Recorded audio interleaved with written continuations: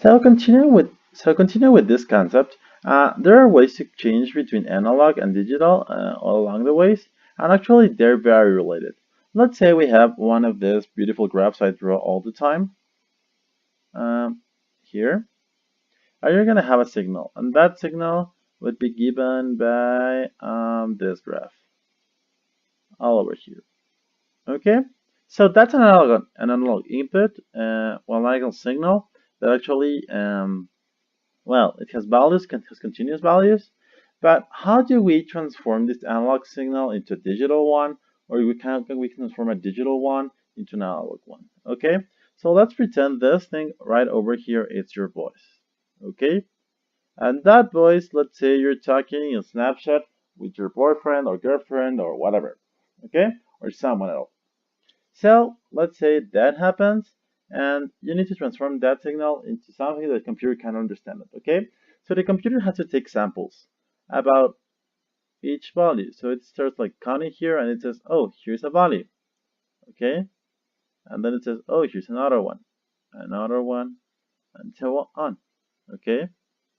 Each sample, let me finish this nice drawing um, here. So each sample is separated by a time t, okay, and all of them have exactly the same space, one between the other one, okay. That nice process is called sampling. This concept is very, very important, okay. So this is the way from converting from analog to digital. For doing that, you need an analog digital converter, okay. So you need a reference that would give you your 0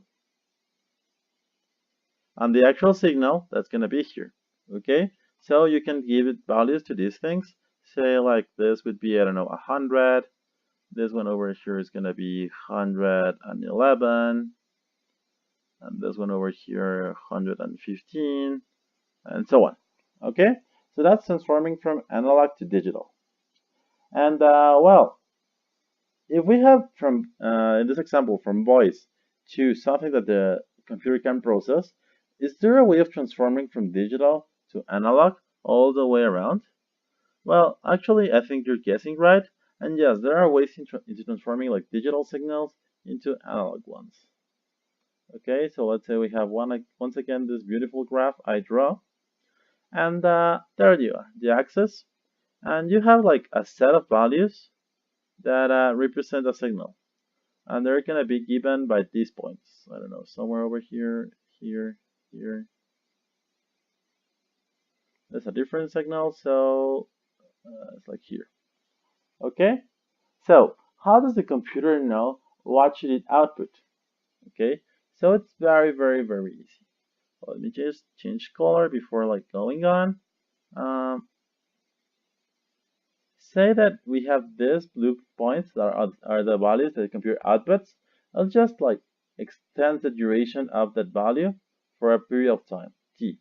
Okay, so actually the graph of the output of a computer would look like this. Okay, thing is, whenever computers run very, very fast, the space between each value is very, very close. Therefore, it sounds very nice. Okay, so let's say that the points in blue are the values